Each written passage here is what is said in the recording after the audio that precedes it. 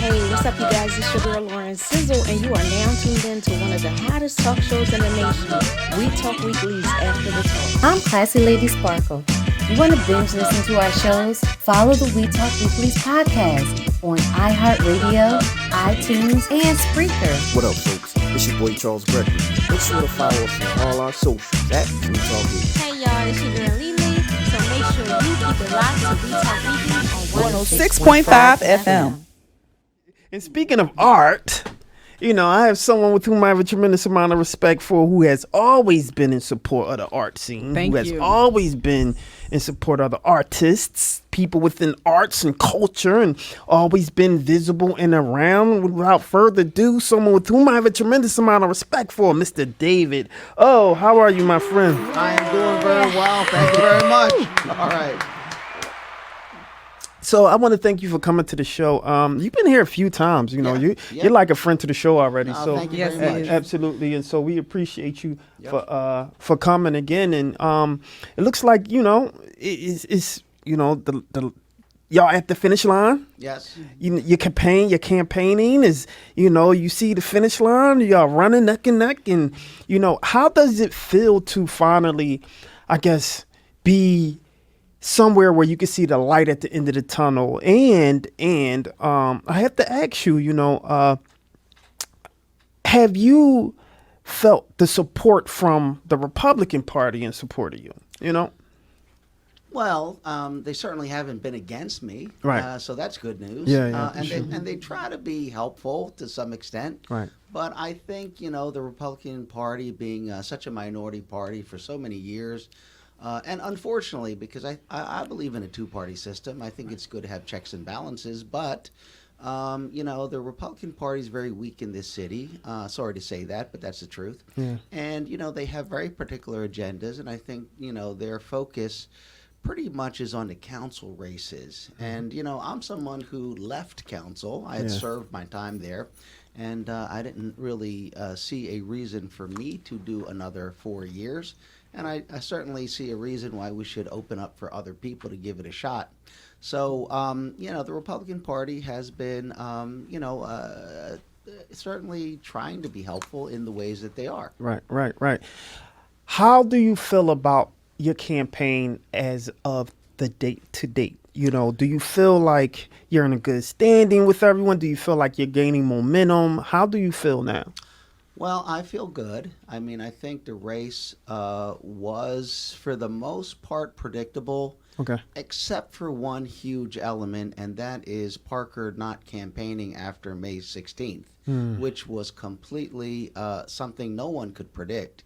And I can't think of a good reason why that would happen, but it's not for me to think about, other than it would have been better, I think, for the public if the two candidates went to each councilmatic district, had open debates and forums, and really let people kick the tires, ask their questions, make their criticisms, because in all of that, including the venting, there is an engagement of the public that gives them hope that government is going to be listening. A big thing that people complain about, the government has got no ears for us, does not hear what we're talking about, does not respond, and they see it more and more every year. In other words, a school district that doesn't accommodate parents, a school district that doesn't take care of the children, a city hall that's never open for them, services they can't get, we've been through it all, right? So I do think that it would have been wonderful to have like a summer and a fall of just engaging the public and being really transparent about it. But that did not happen.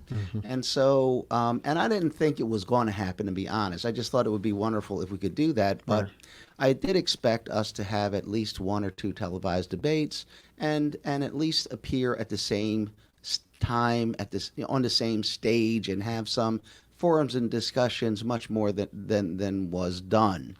But on my part, it's actually, advantageous for me. Yeah. So I was out all summer, multiple times a day, meeting people, going to events. Yeah, you was busy. Yeah, and oftentimes because they were anticipating 2 candidates, but only one showed up. And so that just made things much more simpler for me. Right. But at the same time, without 2 candidates, there are not a lot of interest. And so many events that people were planning just never happened because they couldn't get 2 candidates, and without 2 candidates, they weren't interested. Yeah. I was Go wondering. ahead. Yep. I'm sorry. Yeah, I go was ahead. wondering that too because during when everybody's threw their hat in the ring and you kept seeing the debates and just everybody was going here, there, different venues and all that, and the debates were happening, and so many people were engaged. And then it was like once it was decided the Primary, primaries, Democratic primary. then there was nothing. So now it's like this period where it's so quiet, and people are like not even remembering that election is a week and a half away. Yeah, November 7th. Right. And why didn't we have those debates? Why didn't we have like the same, like I was wanting to see that, like just the two of you debating we saw during the primaries. I'll just say frankly that I was looking forward to the debates and the discussions and really on the issues. And, so I was contacted pretty early on by 6ABC and CBS 3 and a lot of different organization, nonprofit, civic group, newspapers trying to get a date and a time. And I just basically said every time, whenever I'm in, whatever it is, wherever it is, whatever time it is. And if there are multiple dates, you could just check with Parker, and whatever's good for her is good for me. But she was not agreeing to any of the debates, any of the forums, until finally she agreed to one. But it required that we show up at separate times, enter separate doors, and wait in separate waiting rooms, and then we would appear separately. Like one of us would go first, someone would go second. And that's the first one that she agreed to, and the other ones are kind of like that. And then there was a newspaper article about is she ducking or avoiding, the debates and the forums. And she agreed to the KYW radio debate, which was not really quite a debate. And before that, she agreed to Channel 6's televised kind of interview, which I thought was very helpful. Yeah. So, can I jump in? Sure. David, and ask, isn't it, though, the same philosophy as Trump, who is also a Republican, and how he has decided that I don't need to do the debates, right? Because he's the prominent Republican in the race, right? And there's really no odds against him any debate is really going to change that. He has 50% or more of the support. And in a Democratic city where you have a Democratic mayor and there's 80% of the, prominence, would you, if you were in her position, then be open to debates that would seemingly, like Trump has decided, unnecessary? Well, I don't really, I wouldn't agree with Trump. In other words, if you think you're going to win, that's fine, but why don't you get out in front of the people? And by the way, nothing is guaranteed, not for Trump or anyone else, but this is not the same situation. In other words, in this city, though it be a 7-to-1 city, on election day, it's 4-to-1. And I am known for getting over 25% of the Democratic vote. And so we go into a 3-to-3 situation pretty quickly. And to not get out and campaign, you're really risking losing. And I'm just going to say the momentum is with me. I am gaining, and she is declining in the votes. So I see it as a close race. It's a toss-up, far as I can tell. You never know on election day because it can be wildly different than whatever the trajectories are. But, she didn't start with a lot of votes to begin with. She was a state rep and then a district council person.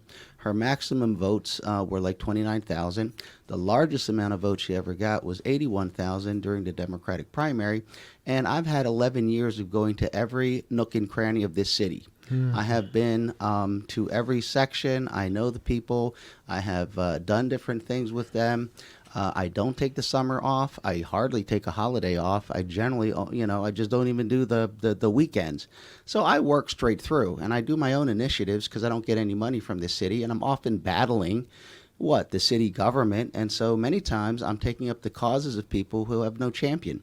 So I would say if I were, advising her, I would say you really can't take that strategy in this city with David O. because he is used to fighting the Democratic Party, Republican Party, and most of the unions and everybody else. So I'm always underfunded, like 5-1. This time 10-1. But this is new territory for Parker. She has not had to go into a general election with a competitive race in a competitive race. And I'm not saying she isn't going to win. I'm just saying this is new territory. This is a person who has basically had no opponent and won in May. She had opponents in this primary, was the winner. But why not just keep campaigning until November 7th? Because if you are sure you're going to win, then it's no longer about the win. It's about the unification of people and securing the win. Yeah. But in my opinion, since you're asking, I would say I got the momentum, and people forget real quick, like, who was the candidate, because they've not seen her. And that raises a question, like, if she's the winner and they're ready to celebrate, she's nowhere around, then why did that happen? And I've seen it on the, when I go to community meetings and civic groups, where is our candidate? And how come they're not here? And, the thing people wonder is, are you just assuming you're going to win with our vote, like our vote doesn't count? And I would look at it this way, and I'm very critical of it, because I basically see myself as a reformer. I was never really a part of any political organization, machine, or whatnot. At the point in time where elected officials don't feel like they need the voters, what they need is a political machine. The machine gets you in. As long as you have the machine, you're going to win. Or if you have the right registration or anything like that. But I think that's a sign that someone or some people or a group of people have just been too entrenched and are just way too comfortable, because they no longer really hear the people. And I think the machine, and when I say machine, I don't just mean like political organization or groups. I mean all that is attached to them. They're very, very, very removed from the people. And that's why I feel, for example, when I do bills to stop the property taxes and I say they are improper and they are really hurting people, how come they're voted against? Well, whoever's voting against them must not feel like there's any repercussions, about trying to get the parking authority back. Almost everybody in the city would say that's a good thing to do. We're not taking the whole thing back. We just need a cooperation agreement so we know where the money is and we can fund the schools, probably $50 million a year, instead of raising people's property taxes, instead of doing a soda tax. But when I'm soundly defeated by my council colleagues, including Parker, then what does that say? Because you're not accountable to the people, or you think they don't know or they don't care? And, now that we're all talking about drones, I did that in 2016 and had nothing but opposition. Really? Oh, sure. So now people are talking about drones, but why? Because they really believe in it, or because it's a catchy thing to say right now? In other words, wasn't Parker the one who did a referendum against stop and frisk, like really put it on the charter, said the people need a voice, and they all said they don't want it, and now she's saying she's going to bring it back, plus the National Guard? I mean, is that about changing her position, or is that about pandering to whatever poll she's reading out there? And I just say it's very dangerous to follow polls. Yeah, the polls I've seen, you know what they say? They say like 52%, and I'm not saying they're accurate. I've seen the poll. 52% of people in Philadelphia want the return of stop and frisk. It's very popular to talk about the National Guard. Yeah, that may be true in a poll, but I doubt that is accurate with the voters, with the communities, or anything. Because it's in a very isolated way. You could say, would you prefer this? They could say, yeah, but when you bring it to reality, they don't want it. Yeah, you said a lot, but that particular thing, and she was clear that her position is Terry stops, not necessarily stop. Same thing. It's the same thing. Yeah, you could play semantics. Yeah, I'll just clarify, because I'm an attorney and I am tell us the difference. Yeah, but just by the way, I just stop. wanted to clear, because she just was on the show and this, she made it clear. It's the exact same thing. So there's a case. There's a case that went to the Supreme Court called Terry versus Ohio, which laid out the standard by which you can do stop and frisk. It's the same thing. Terry stop, stop and frisk. So no difference, same case. And what the court said is you need two elements, right? Because typically what people will understand is police cannot search you. You have a constitutional right against unreasonable, unlawful searches. Right. So why is stop and frisk not a violation of the Constitution? Well, they don't have probable cause. That's the main thing. If I Right, see you right. do something, I'm thinking you might be doing something, I can't stop and search you. Why? I don't have probable cause. I can't just like guess you might be doing something. Now, I could stop you to investigate, but you could walk right by me. I can't put my hands on you, right? You have no proof, no evidence. Right. So the only exception is if you're possibly, based on articulable facts, armed and dangerous. So for a police officer, for example, who receives information that you're involved in a crime and that you're armed and dangerous, you may not be, but I can point to actual facts that I received that tells me when I stop you, I can frisk you, pat you down on your outer clothing, specifically to make sure that a weapon is not within your reach. And that's the limit of it. You can't do more than that. But when you send out police, let's say from Northeast Philly to Malcolm X Park, and you say, make sure no one's hanging around the park because we don't want them shooting each other. And then you go up to young black I already know men, what young that's black about. men, right? Jeez. And you say like, go home, and they say no, and you say, Yeah. come here, let me That's check you out, right? yeah, so yeah. you're not going to recover anything, right? You're not going to because there was nothing you saw or heard. It's just a harassing way of flexing muscle on you. But you know what? You have a constitutional right not to leave the park. Everybody may want you to, but you're not violating laws. You're staying out there. You're an adult. You're hanging out in the park. You're not doing anything wrong. That's what it's for, right? Right. So when the police come and say, like, okay, you're not doing what I want, so now I'm going to make you stand up, spread your legs, I'm going to search you, I'm going to go in your pockets. Now they are violating the law. And what I'm saying is, given the history of this city, given the fact that you know what's going to happen, given the fact that the police don't understand what you're saying. When you as the mayor say, go stop and frisk people, they think they have a legal right to do what they're doing. And I've talked to many police officers who do not know what the legal standard is in stop and frisk. And I was gonna ask about that because one thing in her defense, Yep. she talked about making sure that they were knowledgeable enough to make cognizant choices, right? But It sounds like everybody needs to be educated on both sides. Exactly, on both sides. But for me, it's kind of one of those things that if a cop might be having a bad day, it's up to his or under his interpretation to decide, well, what's constitutional or not, right? They have to. Sure. They have to. It's also Jump with it. PTSD. Right. 35 and up for people who have dealt with the stop and frisk That's and right. having that time, that during living that time of when you would be walking down the street. Now, also, what about those who are licensed to carry and you do have a weapon on you? Absolutely. Then that even opens up another door. It does, and just to kind of put a layer on that, you have a lot of cops that have no communication, like you, and I hate because it always sounds like I'm in support of you, but I don't want to say that. I'm in support of people who I have seen in the community meeting the people, right? Right. And so I see you in the community meeting the people, and so you might be able to talk to a gentleman who may, to someone else, to a police, look intimidating. Right.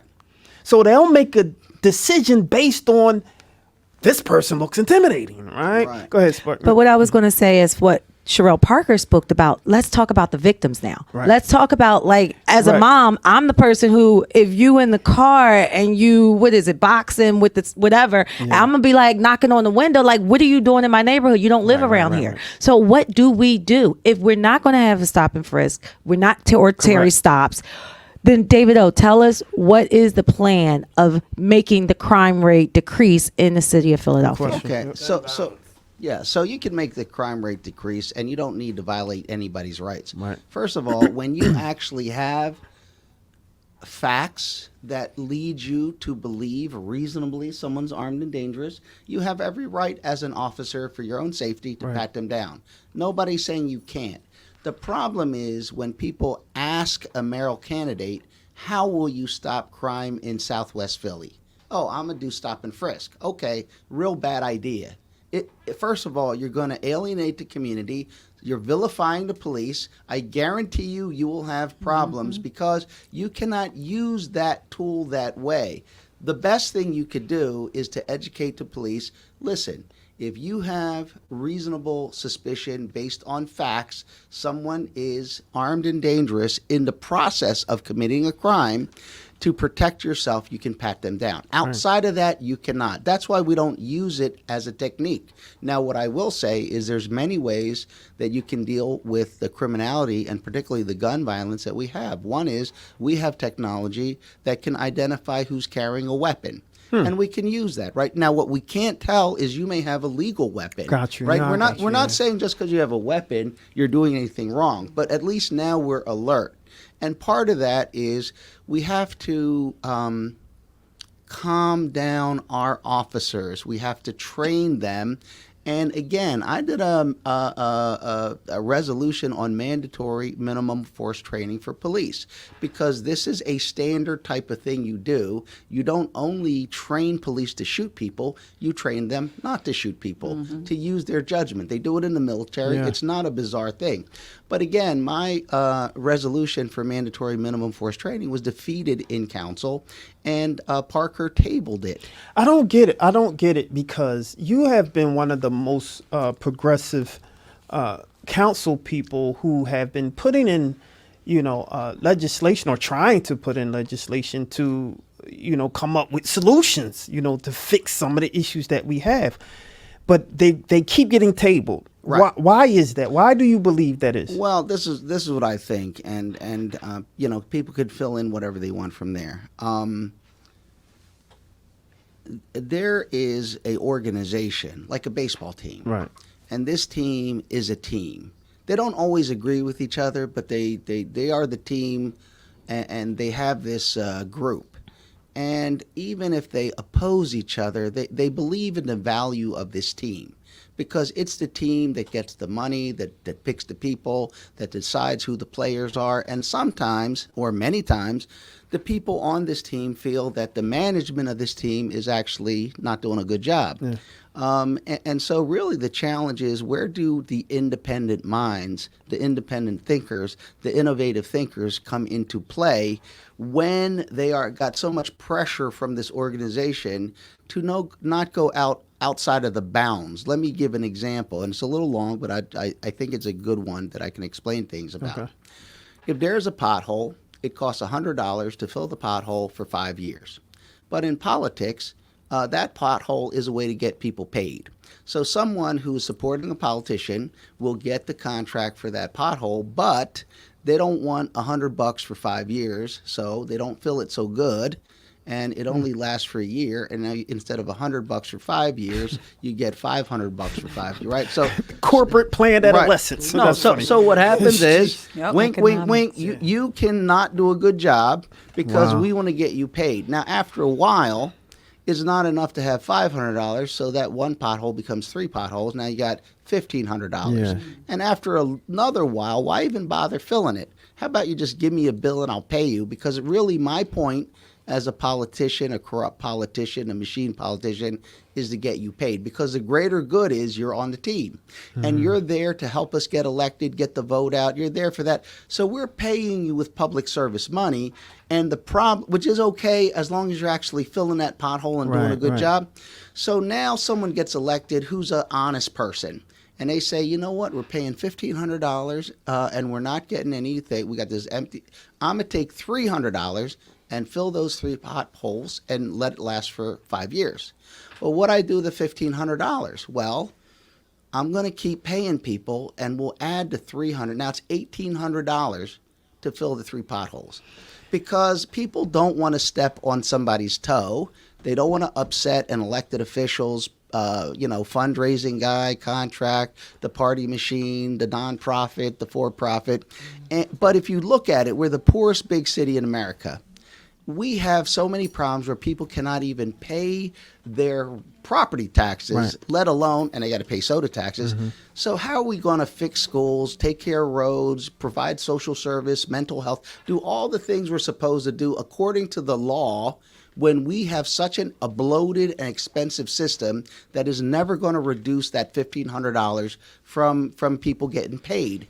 And that's the problem, because good people are acquiescing to this whole system, and that's why it's time for a change. So it seems like it's like an uphill battle that you're running on a downward slope. It doesn't make sense. I mean, how do you believe that even if you do, I guess it will change if you became mayor, do you then get the help because now you're part of that team? Oh, I don't need the help. Okay. No, I'm against that team. So let me say this. So let me say this. Okay. No, listen. For 30 years, you're swimming upstream. If you want to fight the machine, you're swimming up Niagara Falls. Good luck, you have no chance. But 1 year out of 30, you're flowing downstream because everybody wants that change. They're sick and tired of it. And now the machine is swimming upstream, trying to convince people you like the way this is going. You like losing your house. You like the sheriff's sale. You like a filthy subway system. You like the police coming out, stopping and frisking you. You like the National Guard. No, you don't like it, and they're trying to convince people you got to like this. And I'm just saying they're swimming upstream. Now, they may win. They may win or they may lose, but the thing is, I don't have a hard race. So how do you then? I see you, Spark. Right? This is my question to him. Yep. But how do you then, if you become mayor, right? How do you enact or put in, play all of the ideas that you have with no support? Yeah, you don't need support. What happens is the mayor is a tremendously powerful person in our city. And what happens, the mayor single-handedly runs the whole city employee force. So, for example, if I am mayor on November 8th, I put together a transition team. I have a police commissioner in mind. I have an L&I commissioner. I have a streets commissioner.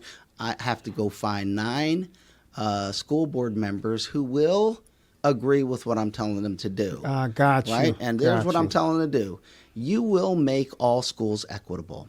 You will make the budget transparent.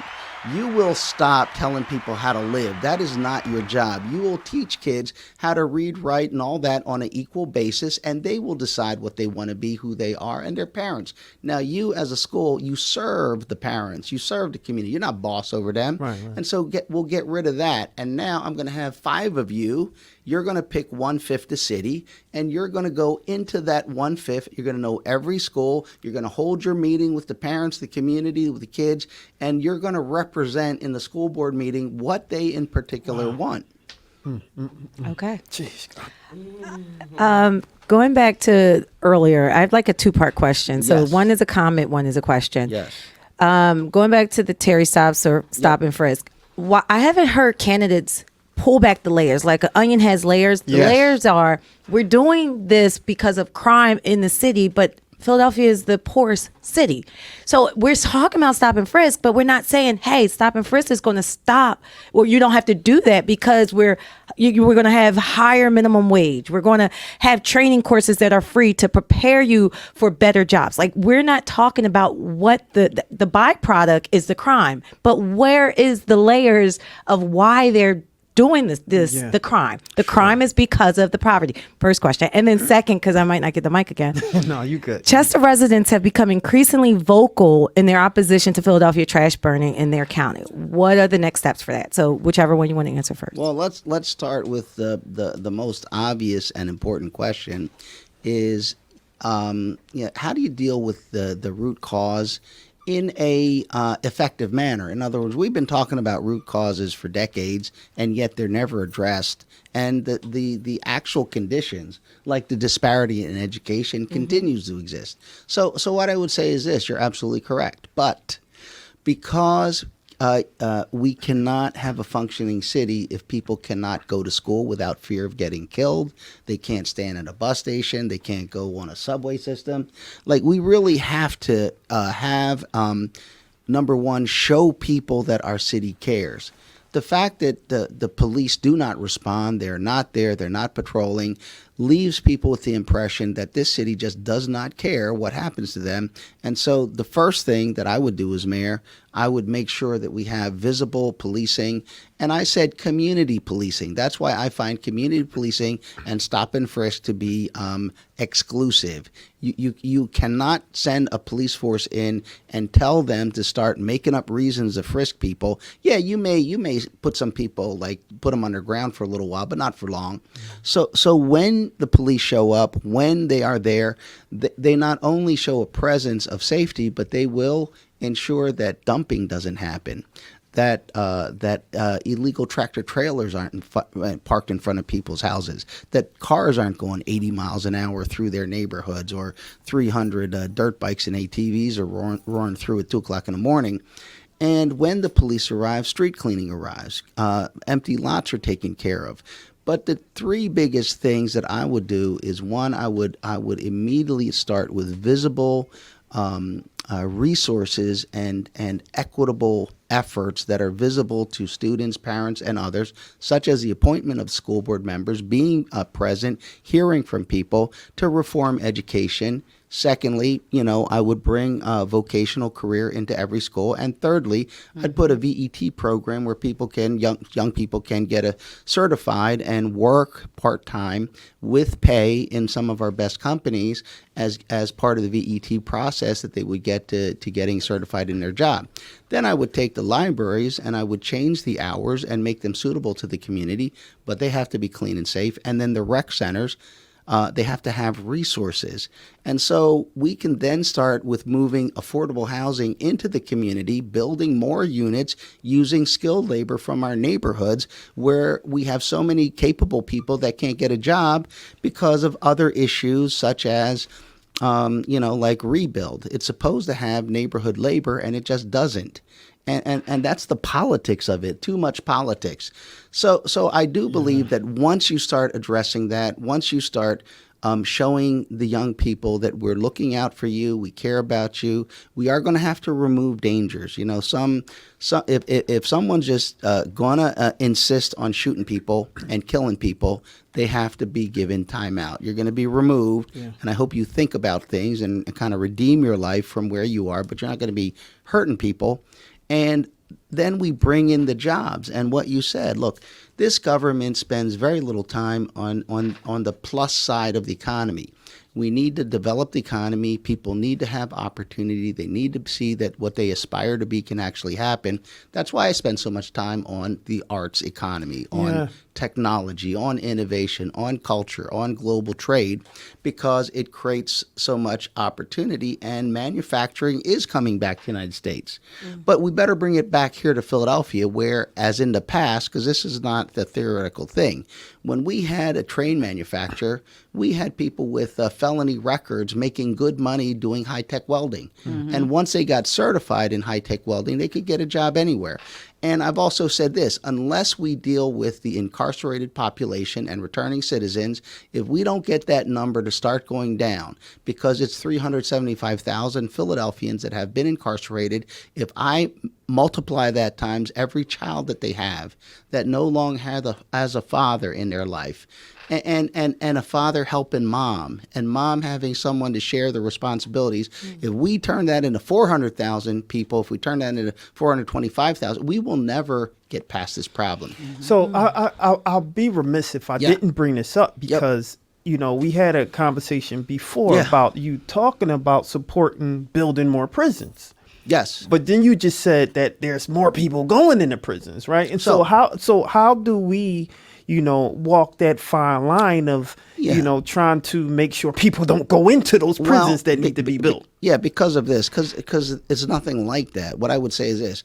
If you have, on average, 100 people who need to go to hospital every year, right, and your capacity is 75, you're going to have a lot of sick people, making other people sick, and unnecessary illness.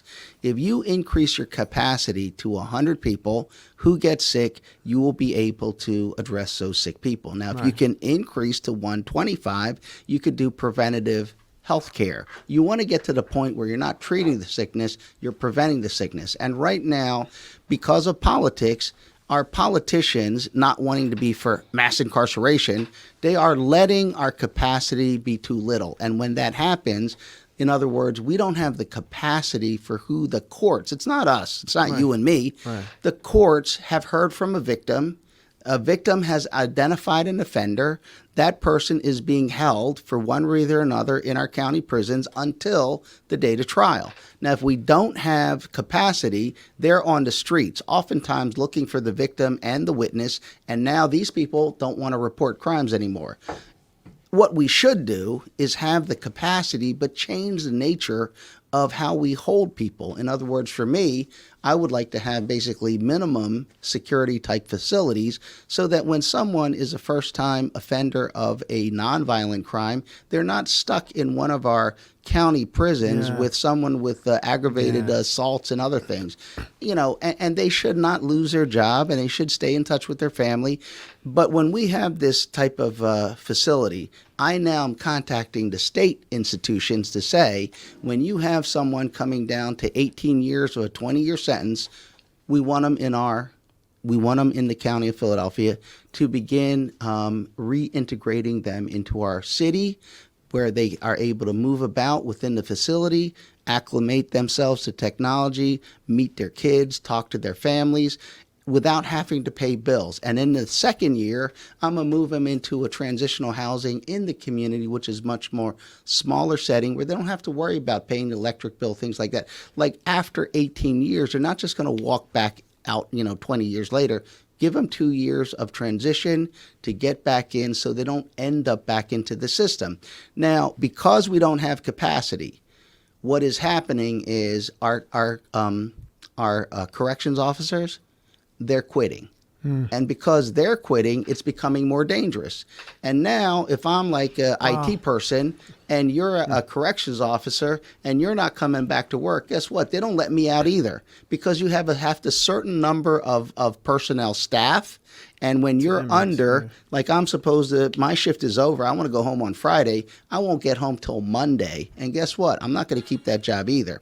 Wow. Yeah, so the mismanagement, like in other words, what I find objectionable, I understand why people would say, don't build a new prison because you're for mass incarceration. Okay, you can say that, but you're not in charge. Right. I'm running for a position to be in charge, and I have to be able to say, I know how you feel, but guess what? Capacity, the lack of capacity is getting people hurt. It's putting juveniles in solitary confinement. We're not moving them. They get no credit while they're in our county. And in our Philadelphia prison system, we have murders, we have violent attacks, because all those people are cooped up in there and they're stressed out and they're locked into their holding cells because what? We don't have enough people. Yeah, we had a couple people send correspondence to us saying that the environment in some of those prisons are horrible. I mean, from not even having either air conditioner or even heat. I agree. And the thing of it that I'm going to say is this.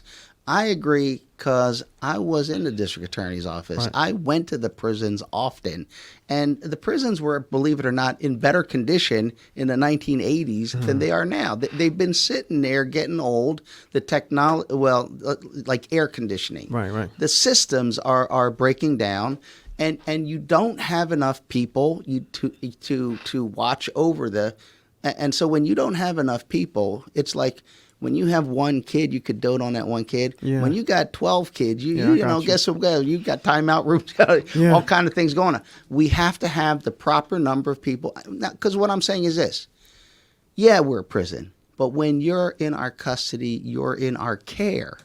Like, we have to have that attitude anymore. I got you. Like how we treat you. I wanted to make sure that you was able to clear that up, because I think as we gave, because Cherelle Parker was here, and we wanted to allow a platform for her to clear up some of the things that has been over there. And that was a big issue right there.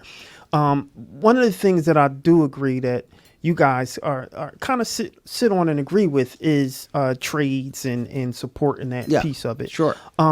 She mentioned year-round or enacting year-round kind of school, and what is your thought around that? And do you believe that's another solution that should be put in place for our community, the kids out there?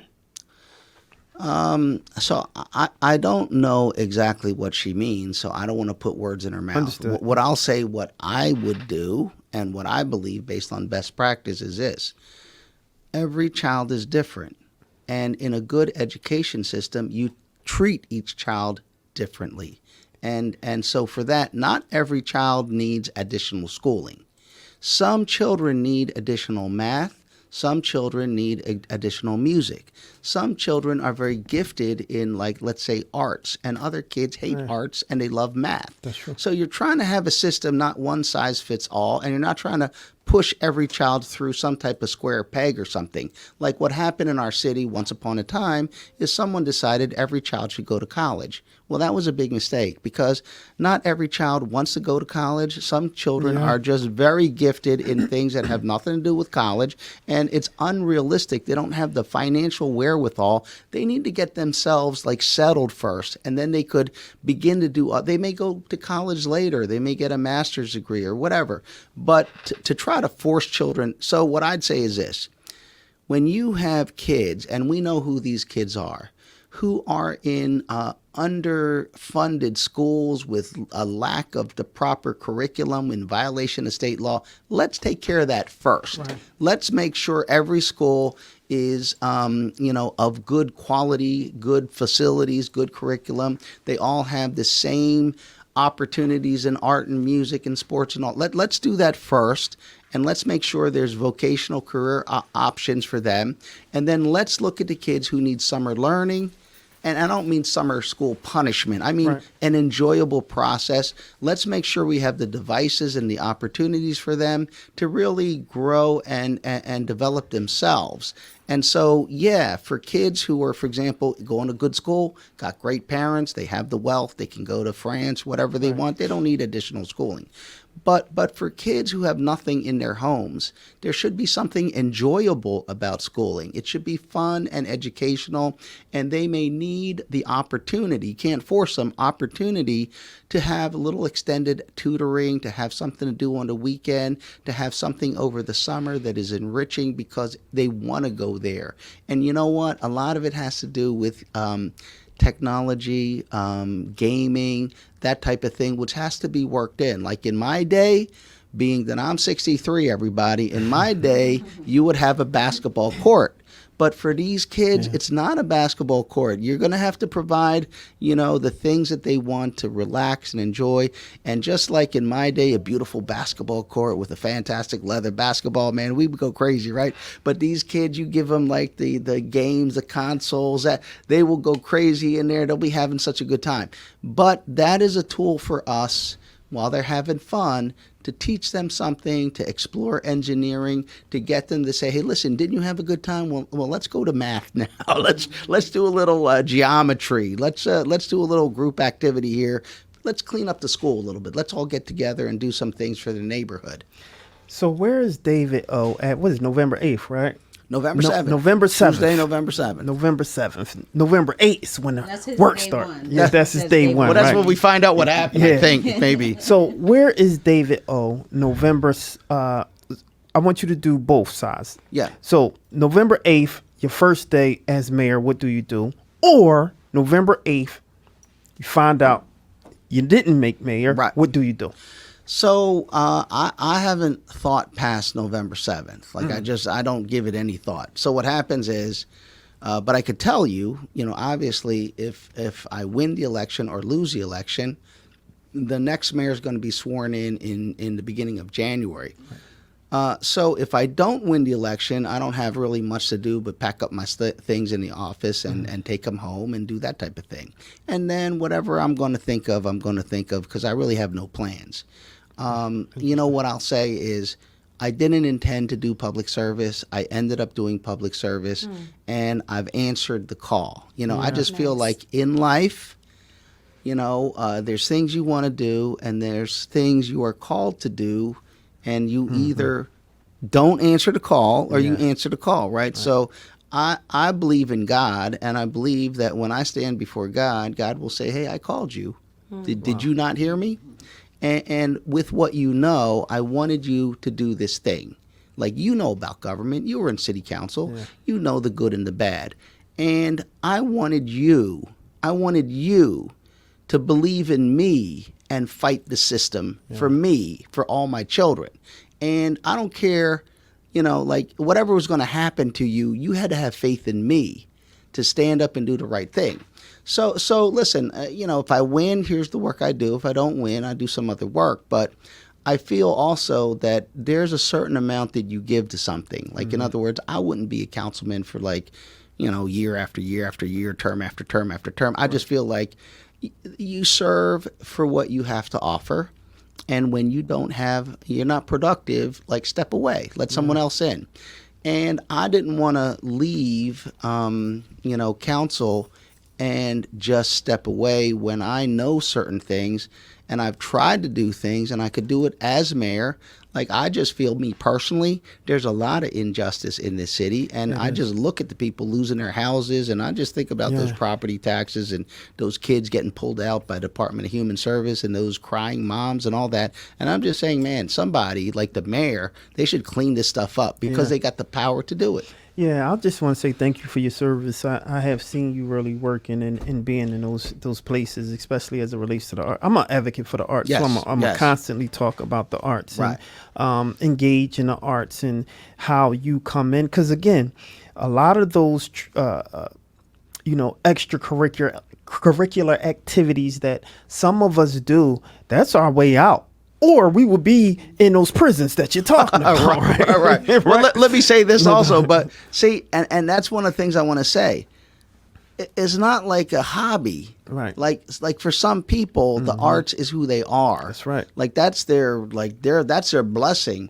And not everybody's got that. And if they don't fulfill what their calling is, what their gifts are, they're not quite the person they're supposed to be. We can't deny them that and say, oh, you just want to goof around with some art stuff. No, we have to say, no, that's who you are.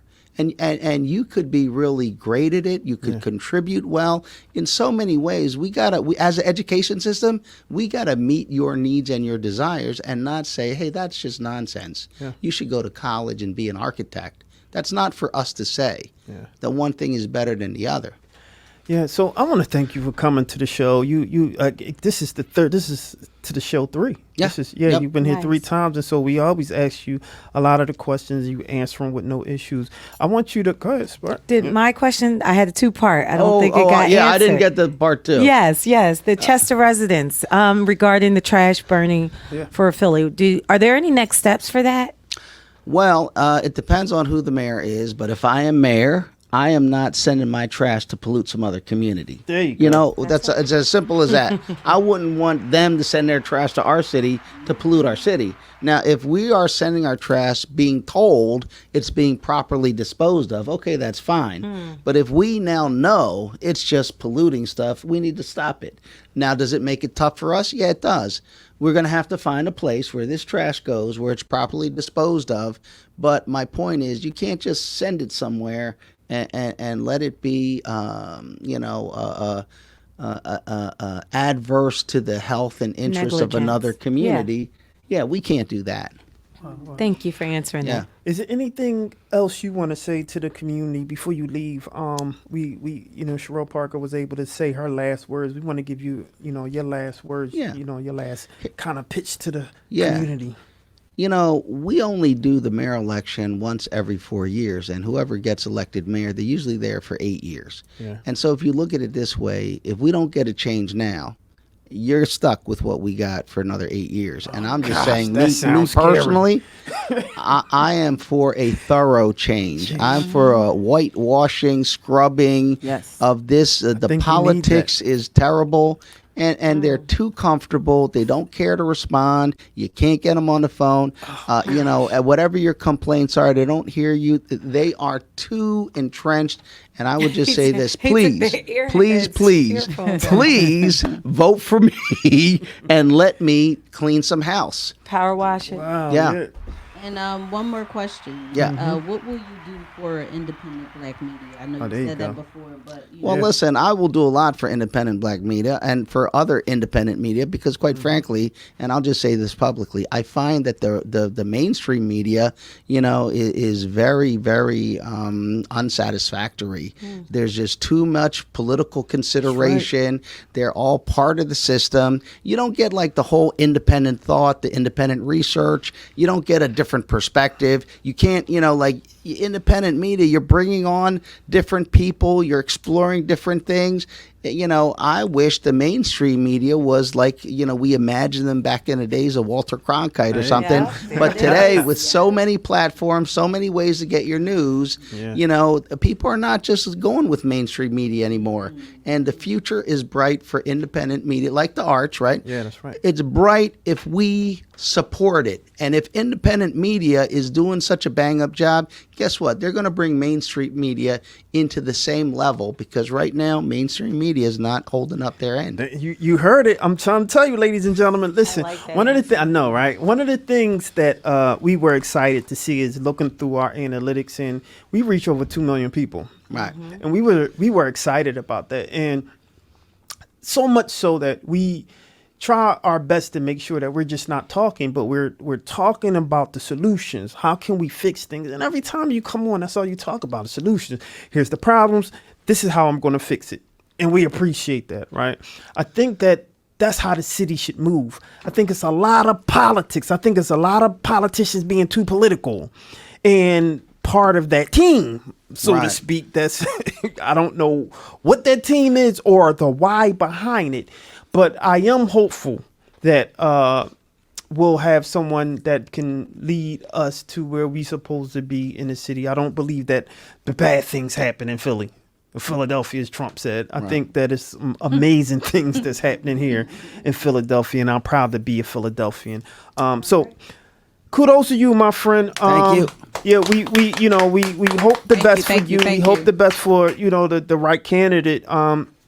We don't necessarily endorse anyone. No. We always say that we're here for whomever is in those communities and fighting for the community. Yes. And so that's what we do. And you keep fighting a good fight. And I'm hoping that, you will have a chance before the 8th to spar, so to speak. If I think she could do at least one. Right? I think she could put together at least one to talk to you. Listen, she's competent, articulate. Whatever the reason, it's beyond me, but the time is over, right? We're heading to November 7th. That's right.